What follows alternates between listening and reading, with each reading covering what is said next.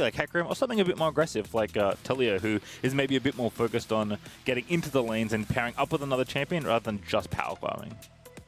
Yeah, I mean, I think that Taliyah is just so strong right now. I tend to think that it's, you know, situationally the best jungler in the game. I do think if you can get the pairings to have the setup for the seismic shove, the damage is absolutely incredible. There's a number of pairings. I've been actually looking at this kind of data a lot this year.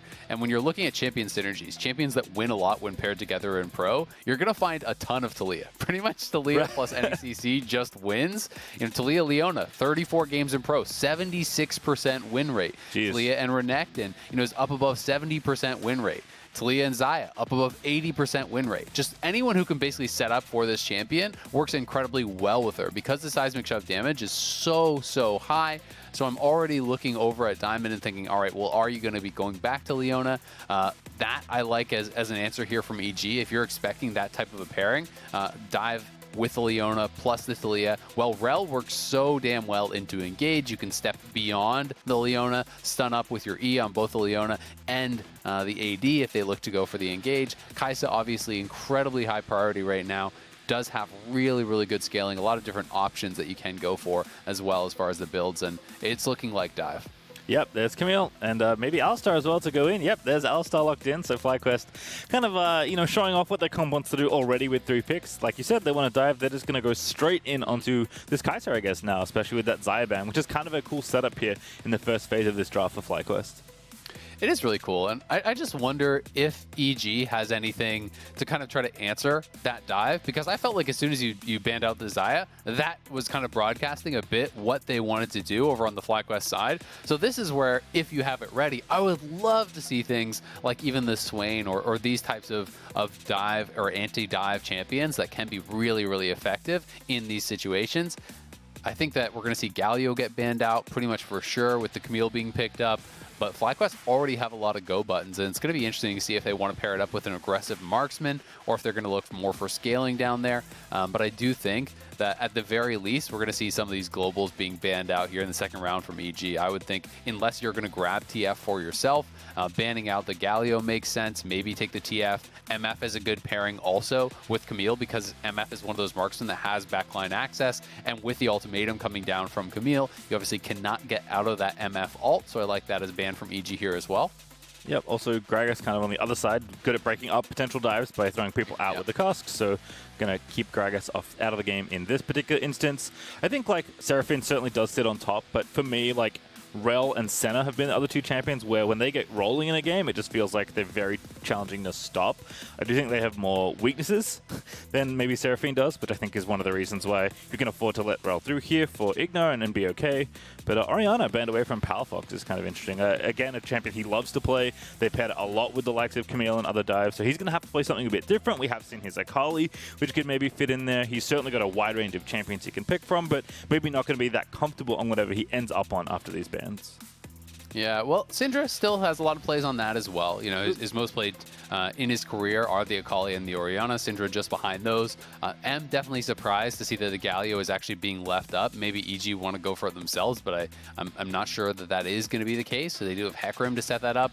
Gnar would make sense here for Impact. It's pretty much his go-to, it feels like. Renekton just gets permabanned after those early games that he was dominating on it. But Shen also pairs incredibly well with the Hecarim and also has a really good early matchup against the Camille. You know, there does come a point in time where Camille just kind of outscales you and kind of out-heal your damage. But that's actually really late into the game. And I do think Shen is going to help to set up both the dive into the back line onto squishy champions like the Taliyah and potentially whatever marksman they did go for, and is really going to be able to match up well in the 1v1 against Licorice. Yeah, it gives them an extra global as well, which they might need because you probably expected something like Galio or Twisted Fate on the FlyQuest side. So that is going to be TF picked up for Palafox.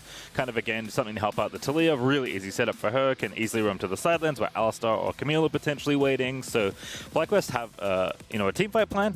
Dive onto the carry and kill them, and then they also have kind of an early mid-game plan as well. And speak of the devil, there's Senna.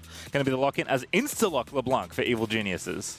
Okay, yeah, the Senna makes a lot of sense with what you're trying to do, right? You're trying to dive full in, MF has already banned out. Senna is another champion that does have backline access with the ultimate. A lot of support added with that big shield that is going to come across onto the divers as well. That is going to be very, very effective. But Jiizuke, given that 5th pick, he will go with the Snap LeBlanc choice to try to keep Palafox locked down. So maybe that was their decision tree here all along. If you are expecting that it's going to be one of these roaming mid laners and you feel that you have a counter pick prepared, some people like things like even Lucian into the Galio. That can be pretty effective. And going with LeBlanc here into the TF to answer, because they will need to keep this TF locked down, despite the fact that I think Shen is a good matchup against the Camille in the 1v1. If you have TF ulting up there, Taliyah coming up on the ultimate, and the Camille setting that up, of course, no one really fares well in that 1v3, despite the fact that your parry zone can actually, help you against that TF as well, blocking the gold card. We'll have to see how Impact can survive. I mean, to kind of bring it all the way back to your point at the top of this champ select, it's like, don't just look at, the individual champions, look at the synergies. And one of the reasons you said that Taliyah is so good is that she's just excellent at pairing with just about any other champion with CC. Now, I don't have the numbers like you did for all the possible combinations, but I have to imagine that when you draft Taliyah and 3 lanes with CC in them, that's pretty good for your Taliyah. Yeah, definitely pretty good. Especially, you're talking about gold card. Having that pairing is actually really strong. So it is going to be pretty interesting to see how this does work out for them. They have a lot of global pressure. They have the ability to take over potentially through the side lane there with the Camille. But I also really like the answers from FlyQuest. I actually do prefer their draft. I think overall, I think that you have winning top lane early. I think that you have winning mid lane. Their bot lane is looking pretty strong and should have the push because Senna is just a slower shoving champion. You have the Rell as an answer into the engage support. So it really does feel like you ended up with 3 winning lanes right now for FlyQuest, and EG is going to have to depend more on their global play, their coordination across the map to try to make things happen. But that can be difficult if all of your lanes are getting pushed in or all your lanes are at a deficit in the early game. Well, it gets tougher for JoseDeodo to move around the map and really try to get done what he wants to get done. All right, well, a little bit of fun facts from Tom over at Stats. Thank you very much for these interesting tidbits. This is Impact's 41st Shen game. It's his most played now of his LCS career. So when we think about, hey, Impact's pretty good on Shen, you're not wrong. He's played it a lot. He's 27-13 all time. Licorice is his 7th Camille game. He's 6-0. That's pretty good, especially given his game yesterday on the champion. Those are pretty good. Yeah, 27-13. A lot of Shen games over a lot of years, and undefeated on the Camille for Licorice. Also pretty good. All right, well, we'll see kind of how this works out. Kind of as you were saying, I think based on the trajectory from the games we saw from EG and Fly, even though EG did lose and Fly did win, EG looked good early and Fly definitely kind of took their time getting things together before like coordinating to kind of win through the mid to late game up against TSM. So FlyQuest definitely, and I think they've cited themselves, struggling with a bit of early coordination as they try and get a very new roster of players together and all on the same page.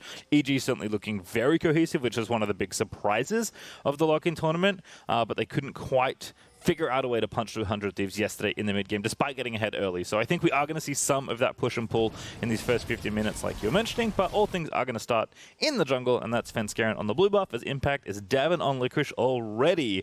As a reminder, though, for those just joining, FlyQuest has also started a Spanish-only co-stream, which I believe will go through the entirety of the LCS, which is awesome. So twitch.tv/FlyQuest if you want to catch that. Yeah, you can see something Impact did here that's actually really nice that you always want to do on Shen is set up your Keyblade, that Q, deep into the lane. He had that behind Licorice so that when Licorice moves up to those minions, he can actually get the guaranteed pull-through for the bonus damage and that attack speed coming out, which is going to give you really nice trades. And generally speaking, Shen should win all of these trades early game as long as you are not attacking into the Camille passive, which when Licorice proc that, we simply saw Impact step back, wait till that expired, and now hitting too quick, he's going to go in. Yeah, passive going off, but not enough shield there for Licorice. Impact actually might just get the kill straight up here. Licorice probably going to have to flash 2 more orders, it looks like. But Impact not in range. Oh, flash Q is it! That's first blood for Impact! Oh, let's go. Impact getting aggressive here early on. Had nice early trading to actually soften him up. And despite the fact that Licorice hit the sweet spot there, the early 2 goes straight in. Licorice has the passive, but Impact had the pull through on the Keyblade. And Licorice going Q second, he didn't actually go for the E. So thinking he could win, and then just underestimating the damage. It looked like the Grasp proc came up there for Impact, so that plus the Q bonus damage gave him the confidence to flash in for that auto, and Licorice gets taken down for an early first blood, which is going to make this matchup very, very difficult. Impact already has the advantage in this 1v1, and when you get behind, you just can kind of start getting outstatted. All right, what about the 2v2 advantage? Because Svenskeren and JoseDeodo are both up here, but Svenskeren's going to reveal first. They are going to see the horse now, but that's a great taunt for Impact. See you later, Licorice. Good flash, and he's going to be okay. Yeah, he's going to be okay, but not in a good spot. He has no potions now. He already got solo killed. He has no TP. One taunt, and you could potentially die here, or at the very least be put back to base. And if the wave is in an awkward spot when that happens, it's going to be so bad for Licorice. Like, his jungler needs to be here yesterday. Hook shot, there's the stun. JoseDeodo maybe going to turn it back around. Impact wants to get the trade at least, but is not going to get it. Great seismic shove set up there for JoseDeodo as Licorice gives his jungler the thumbs up. Yeah, that was huge. If JoseDeodo wasn't there, Licorice's game is pretty over because there's no way you can actually reset that wave and it can just be hard frozen. But Impact got a bit greedy. I mean, he saw the solo kill in his eyes, but Licorice was hanging around at such low HP, and Impact did not take into consideration that the jungler could actually be here. With the wave pushing towards you, Impact doesn't actually need to commit to anything. You don't need to commit your taunt. But when he goes for it, he gets Licorice incredibly low, but Licorice was able to land the hook shot to actually deny that auto coming through. With that, he slowed up, does land the seismic shove, and is going to be able to stay alive in this matchup. So an overextension there from Impact, but understandable given the situation, knowing, hey, if I actually don't have the jungler here, the enemy jungler, I'm just going to kill you again for sure. Yeah. Also, just good presence of mind there. That ward just to the left of Palafox, you can see did spot Svenskeren, who was visiting mid, because that, of course, would have been tragedy in the other direction for FlyQuest if Svenskeren had still been in the area for any particular reason. So Licorice does figure it out. They even up the CS. He's got a Shen now up against the Doran Shield and the 2 Ruby Crystals there for Impact. And with all the summoner spells gone, we are going to have things perhaps flatten out a little there in the top lane. But given how much they've been fighting, perhaps won't wait too long to do the same here, as Licorice is going to get a ward down for a little bit of extra safety, but Impact already stacking this wave back up, trying to zone Licorice off of this farm. Yeah, I think pretty much any time you know where the jungler is, you're happy to scrap as the Shen. If you're not behind in the early game, you want to fight. Really, the only thing you have to be worried about is the true damage Q. Everyone kind of memes about that, but what most Shen players will do is they'll actually hold their parry zone until that is active and try to negate that true damage with that parry zone. So it is something that you can definitely play around. You always have to be careful about when you're looking to attack a Camille and they're close to a wall, because it's very tough to react to the quick shot, or rather the hook shot, as we did just see there. But Impact in a good spot. JoseDeodo is coming up here, potentially for a wraparound, and this would be a bit of an anti-timing if Sven doesn't see him, but he does actually see him. Oh, Svenskeren also going to get the jump first. The seismic shove is going to miss, but here's Diamond actually up on the roam. Now Svenskeren slowed up, does not have flash, only Ghost, which he used earlier. But Diamond not going to be in range to find the combo, so everyone's going to be A-OK here in the top side of the map. But Diamond being very active all of a sudden. I mean, you do want to see it on champions like Alistar, but he often hasn't left his lane that commonly, I feel like. So nice to see him being active, trying to help Licorice out even more. Yeah, FlyQuest is putting a lot of effort into actually protecting Licorice, right? So Impact had a pushing wave there. They roam up their support. They have their jungler up there. They're trying to make it so that Impact can actually farm. The wave is in an awkward spot for him where it would be dangerous for him to push in. But Ignar does match the roam eventually. It is a bit delayed, but now that should give Impact the comfort to actually be able to hopefully reset that wave for himself. But FlyQuest very much aware that the Camille has to be successful in this style of composition. You absolutely have to be having Licorice at a point where he can be diving into the backline, threatening this Kaisa, looking to get side lane advantage, because if you don't have that, you really don't have much going on for you in this game.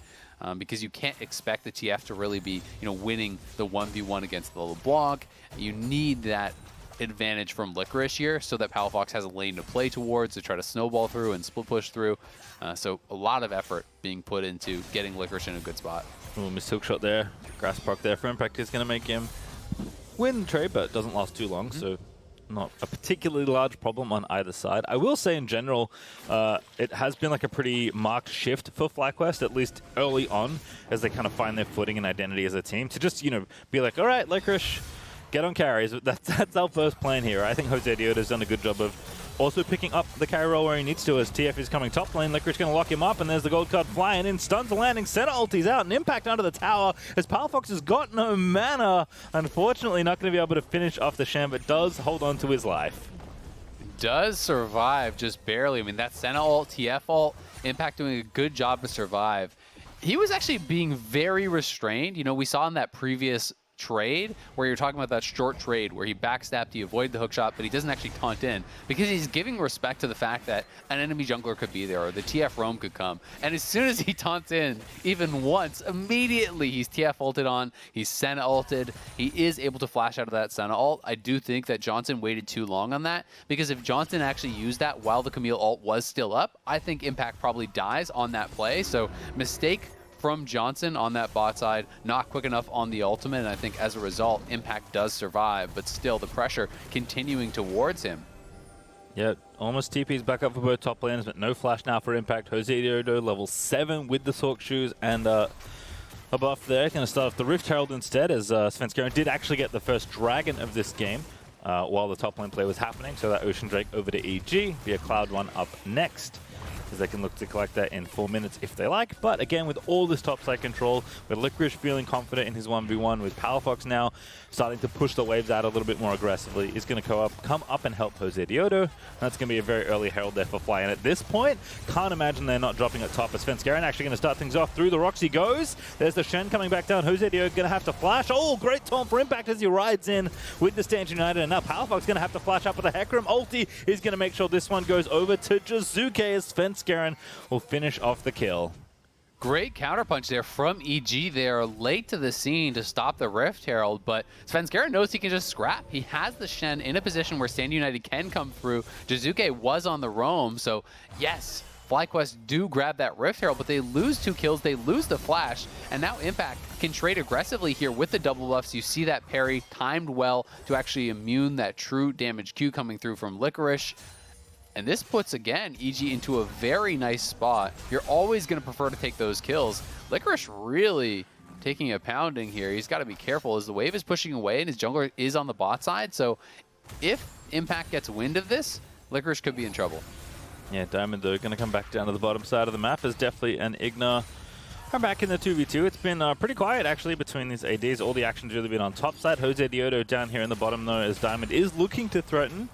But Rell going to prance over the wall and be okay as Diamond clears out that pink ward.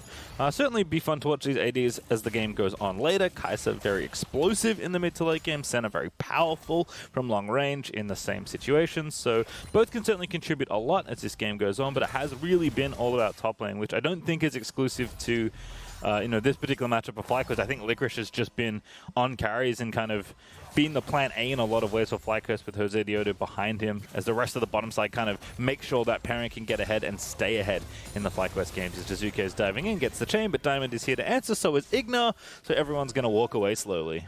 And I agree. I mean, I think it makes sense for FlyQuest to be looking for that sort of game plan because of how good of a player Licorice is, right? But Licorice now forced back to base. You can see CS advantages are pretty big now in top and mid for EG. They have the winning lanes, not a big surprise. And even as all this gets pushed towards Deftly, you expect him to be maybe slightly ahead on the farm. So EG doing well with that.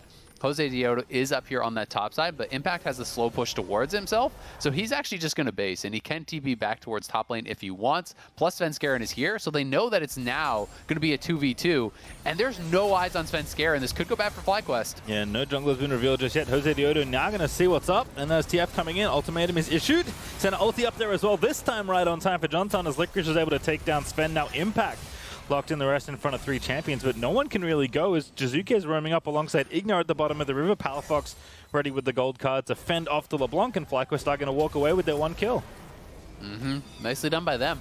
I honestly am surprised that they're able to pull that off, because I assumed that since EG was going for this play, I thought it meant Jiizuke had eyes, but Licorice is going to die. Base check, hook shot. Jiizuke no flash, does have Ignite coming back off cooldown, but needs his ulti, which he doesn't have for a while. So Jiizuke going to dive in, gets the Ignite, gets the auto, and that's enough. Jiizuke finds the kill. No getting out of there. So nice kill on the back end. Licorice does have TP, but would be risky to TP back immediately knowing that LeBlanc is there. So what I thought was going to happen and why I thought that play was going to go EG's way was I assumed when EG is going for that play, when they're opting into it, that Jiizuke must have been on top of Palafox, that he must have been there to actually prevent the ultimate coming through. Now they're going to look for a play onto him with Stand United. Ooh, good stop blood, but now JoseDeodo going to have to do a bit more work, so Palafox probably not long for this. Well, Diamond's here, but there's the taunt from Impact. Very nice as Jiizuke finds the kill. Now Rell joining the party as the TP is in for Licorice. Jiizuke low but not dead just yet. That's the Mimic. Want to kill the other one here as Licorice is going to dive in, looks for the W extension, but can't get a great seismic shove though through the rocks as Licorice is able to take down Impact. Rift Tower dies in and amongst the chaos in mid lane, and it's starting to become a brawl. FlyQuest going to pick up one. Very scrappy game here. Nice ultimate coming through by Ignar to actually pull Licorice out of his hook shot, but Impact was able to be taken down regardless, and now Licorice can go up towards that top side, picked up a kill. FlyQuest have priority around that dragon and will grab their first dragon of the game. So FlyQuest winning out in that mid lane fight just barely, putting themselves into a pretty good position, and it is a lot of proactivity around the map. You know, both teams kind of want to play towards topside. FlyQuest because they want to attack it. EG more because they want to unlock the Shen. Because if the Shen is in a pushing position, it's much easier for them to look for these Stand Uniteds, to look for plays around the map, and that's really what they're trying to get done with him. Well, Johnsun's going to go ahead and do a bit of jungling there with JoseDeodo, collecting the souls. Always nice as Senna, even though Johnsun is farming this game, has the Kraken Slayer actually finished already. Wants to obviously maximize soul collection, so kind of a nice stylistic fit actually with JoseDeodo playing so many carries. Johnsun can just kind of scoop in as the utility marksman and clean up souls as Jose continues to farm up, which is kind of a cute little thing. Svenskeren though wrapping around in the top side of the map as taunt does land already. Licorice went back in and that could be his undoing. JoseDeodo does have the ultimate at the ready, and Licorice I think knows what's up there. Svenskeren. And now going to move in. Good ultimatum actually to dodge the incoming E damage. Now Svenskeren trapped in the cage, but there's the ulti out. Flash for Licorice is there as Ignar's here as well. JoseDeodo, see you later, is Deftly on the Killer Instinct, finds the kill. Yeah, Palafox did have his ultimate because he's down in that bot lane. EG can actually look for that play, so aggressive move from them, rotating everyone up. Really nicely done. Here is that previous play. Jiizuke pairing up with Impact here, lands the chains. Was a well-timed stopwatch from Palafox, and then because Palafox had the spellbook cleanse, Impact holds that taunt for a very long time, then forcing out that cleanse when it's already too late. Now track this ultimate here from Ignar. As Licorice goes off the wall, he actually pulls him out of it, it looked like, with the magnetism from that ultimate, snapping him out to try to protect Jiizuke. Unfortunately for them, Licorice was able to get on top of Impact and take him down regardless. Yeah, at some point, every target's a good target for Camille, you know, once your Q does enough damage. So I was able to get that kill as that trade happened in mid, but Jiizuke on top of the charts right now as far as gold goes. 6k the first to that breakpoint, and definitely not far behind him either. So the EG carry is looking good as he move into this mid game, almost 16 minutes through a Drake apiece. And perhaps another Rift Herald as JoseDeodo's going to get more done out of this one than the last one that we just saw die in mid, actually.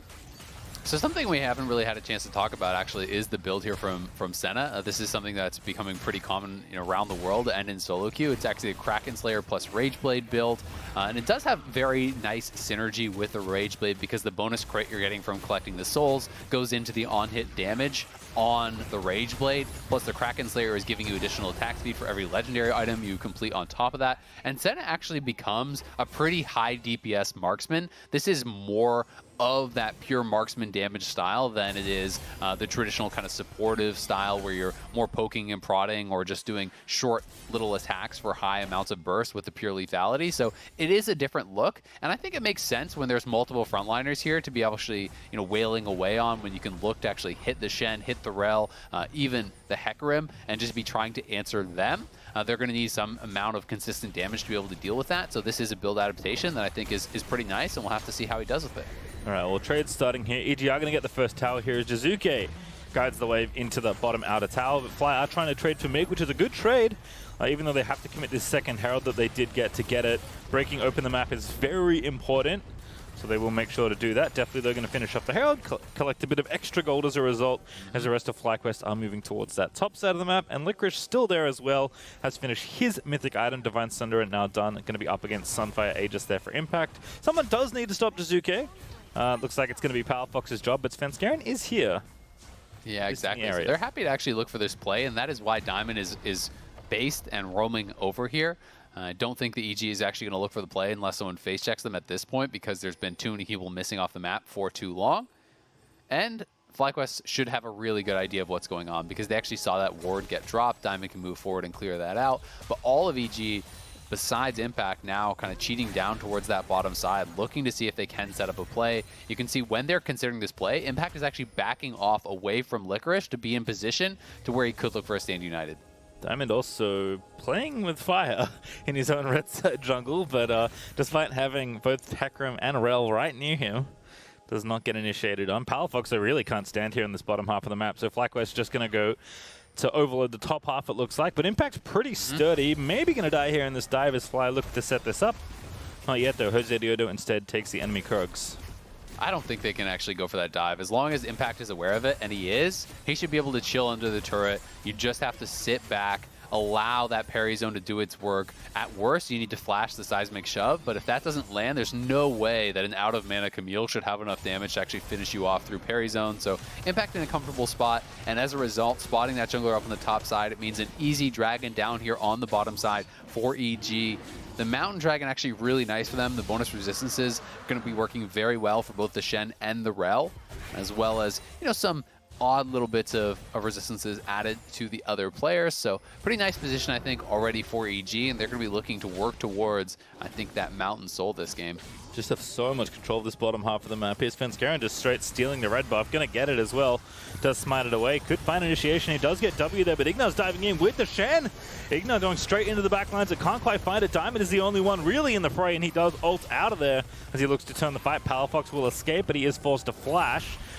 As Licorice is coming down here, there's the ulti out of Svenskeren, this time going back in, but he's just taking a little bit too much damage. Good Senna ulti there to protect him as he does go down. Johnsun barely going to live through that fight, but Jiizuke is going to find the kill, of course, as Impact is low but not dead just yet. Jiizuke, though, not going to be so lucky as JoseDeodo is able to finish that off, and there's a great stun for Licorice. Will take down Impact, and EG have just been absolutely counter-punched into the dirt as FlyQuest will take the team fight win.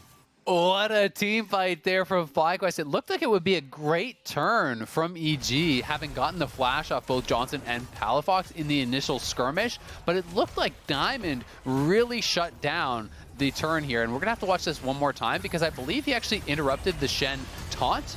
That was the initial skirmish that they did go for. They forced out those flashes, they taunt back, it looks like, okay, everything is dissipating. But then, as Johnsun and Palafox are stepping forward, they know there are no flashes available, so in they go. And now watch Diamond here.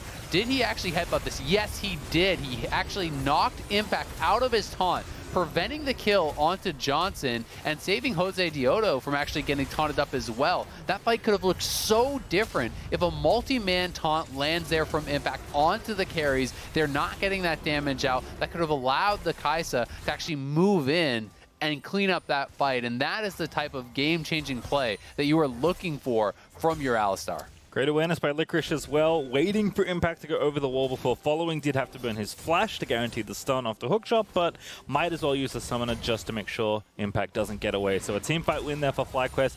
They'll go just barely up in gold, although not really, given the state of this game. Tower's still staying even as well as Licorice is trying to work on things in this bottom half. 1v1.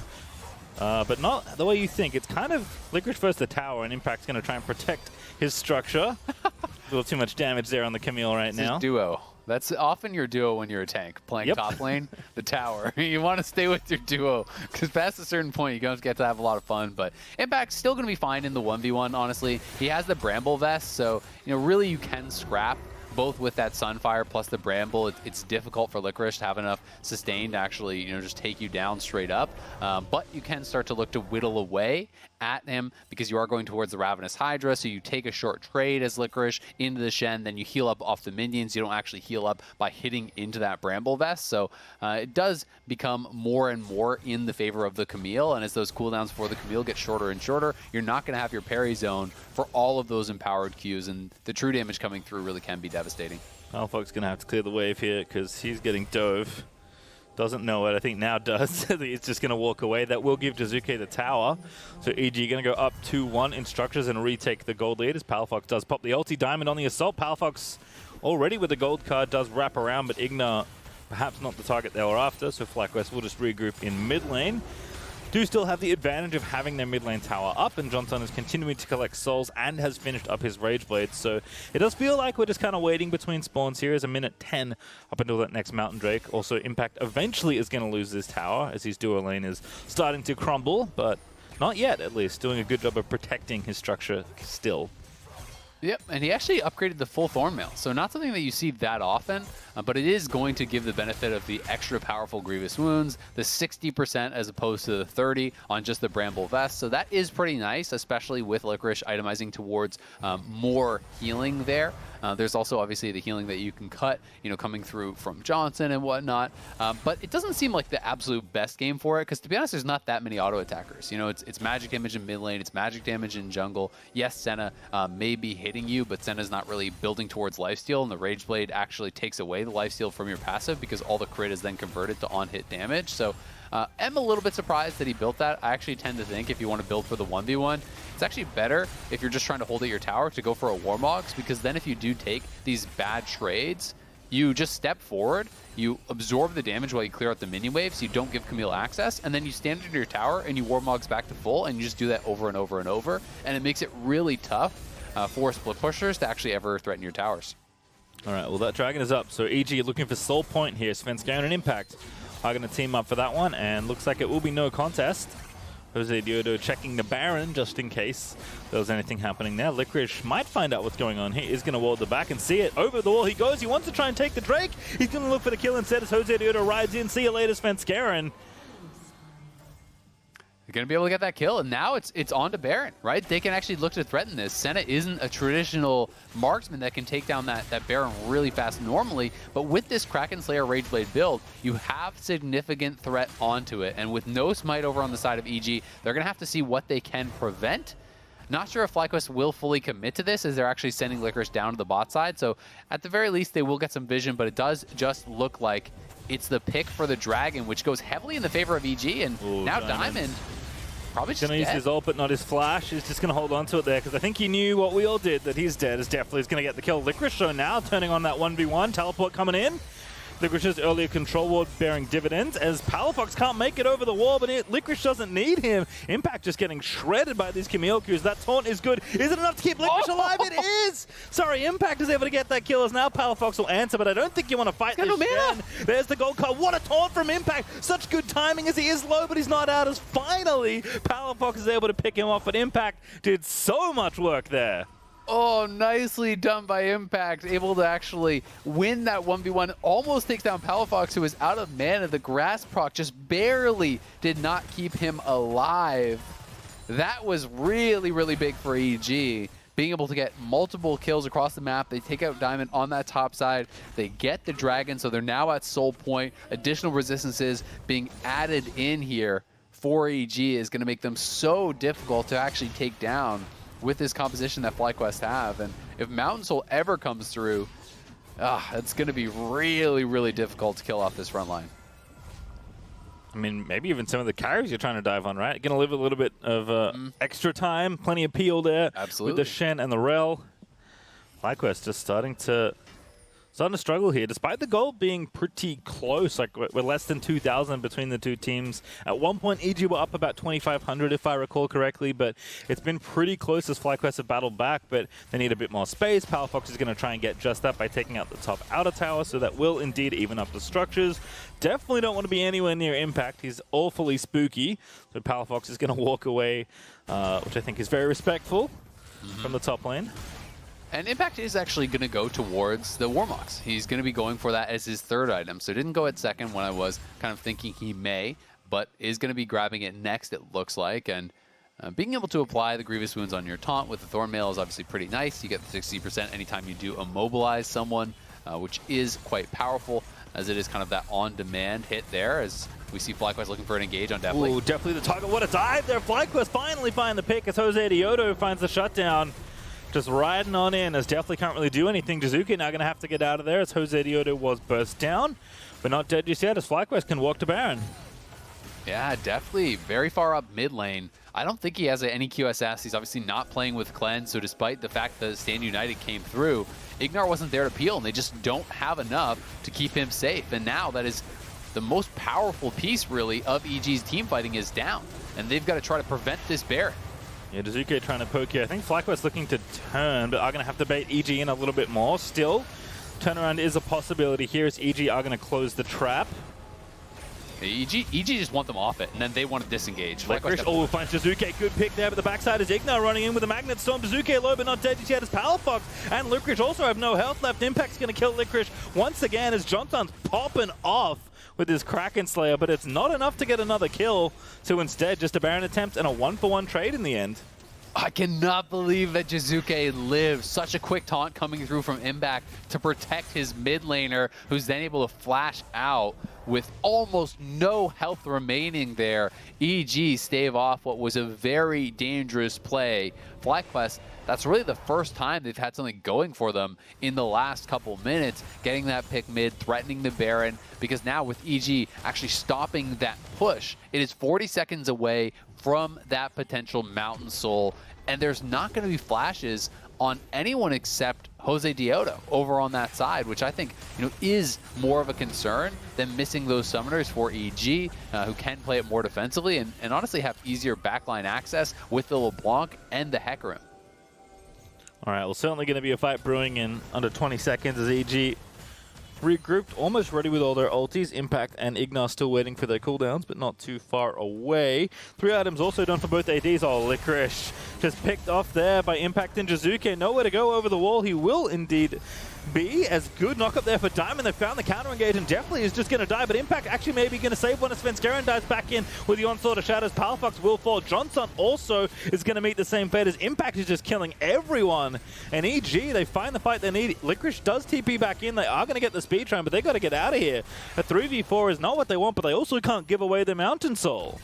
Impact and Splash, he could look for a taunt flash here onto JoseDeodo. If he could catch him and eliminate that smite, it pretty much guarantees that they have the fight here. He is looking. Ignar's got ulti as well. Licorice now going to be cordoned off. Diamond trying to find it, but Jiizuke fakes him out. Diamond now on the front side is going to go down. That's another kill now to Evil Genius. This is JoseDeodo is just going to be picked off here by Svenskeren. Taliyah running low on mana as the shield pops up for Sven, and Licorice is still fighting 2 people, I think. No, never mind. 0 as Impact kills him once again, and EG are going to claim the Mountain Soul.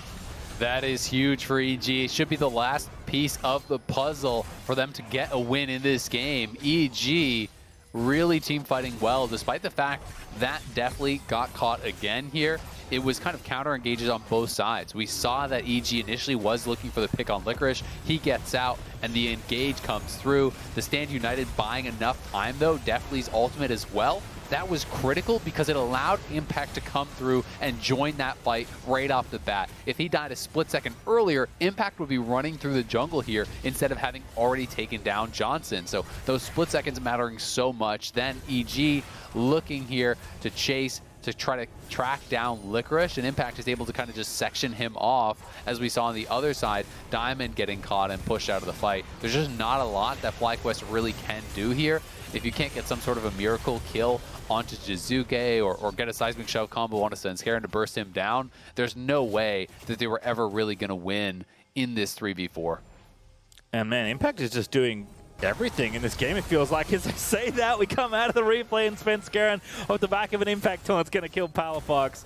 FlyQuest back in a 4v5 with the Baron up and Mountain Soul against him. This is awfully tough. It is, and now Deftly even has the QSS, so he has the answer to that gold card, that point-and-click stun that FlyQuest have been using to pick him off multiple times. They are on the Baron here, 3-man play. Jiizuke and Ignar on the flanks here to potentially catch anyone who does go too far forward. And Jiizuke looking for that poke. Yeah, Ignar already going in. Jiizuke again just going to run interference. Baron already dead. Ignar might sacrifice himself, but never mind. Impact again to save the day over the top.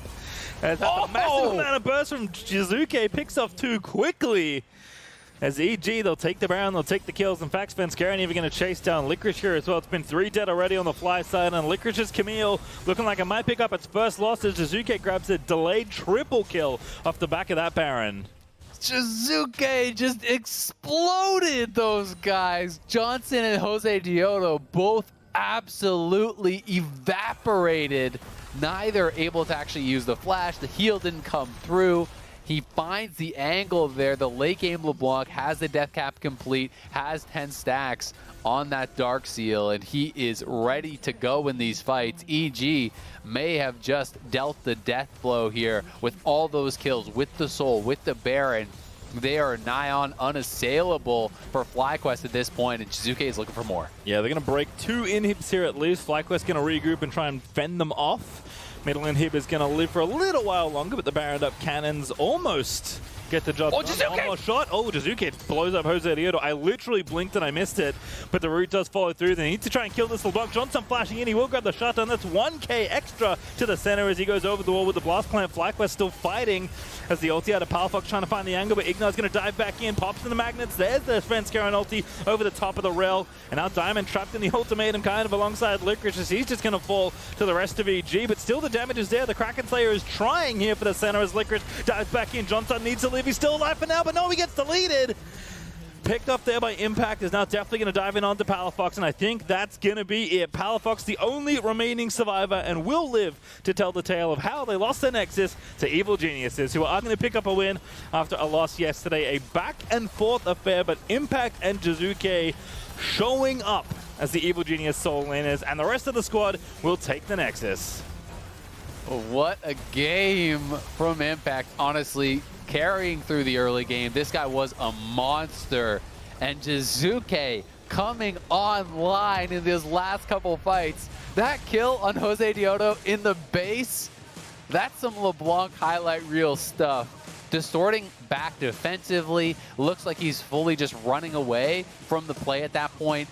Everyone on FlyQuest is feeling pretty comfortable, even looking for the chase, and then as JoseDeodo steps forward to actually give chase, too close to that distortion, he just snaps back, knowing that he doesn't even need the full combo, he doesn't even need the extra distortion, and just insta-kills JoseDeodo after already doing it to him in that previous fight. That is the kind of game that you are looking for from Jiizuke when you sign this guy. He has those pop-off moments that really are incredible to watch, and so exciting to see EG being able to have a monster performance from their solo laners there. Yeah, and cool to see the kind of the players interacting at the end of the game, but I think Jiizuke went straight to top side. I was like, hey, Impact, thanks, man. Just pats him on the back, because for how much Jiizuke did in the latter half of that fight, it just felt like Impact was set up the whole game, and Jiizuke was like, oh, this is the easiest LeBlanc game I've ever played, because I have all this farm, my top lane is setting me up for kills, and I just click distortion, then click R on them, and everyone explodes. If I know anything about pro players, what they're doing is they're going over like, do you see the damage meters? You see how much damage I did? Yeah. You suck. I did way more. I mean, you know what? It's tough as the tank player sometimes. But Impact will take the win in his stride, even though Jiizuke, I'm sure, did the most damage in that game. It's time for us to step away, but when we return, we'll have Licorice and Svenskeren